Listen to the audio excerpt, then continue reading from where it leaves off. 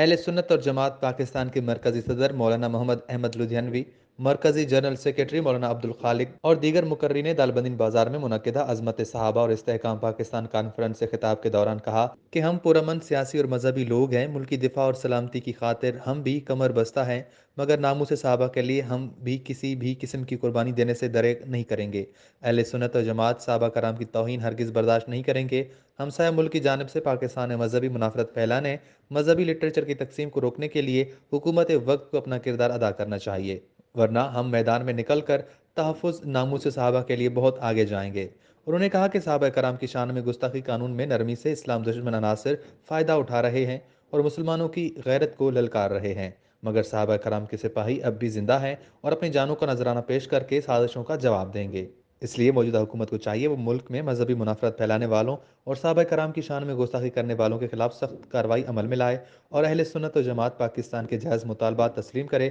بصورت دیگر ہم ملکی سطح پر احتجاج کریں گے۔ جلسہ عام سے دیگر مقررین نے بھی خطاب کیا۔ وش نیوز چاگی۔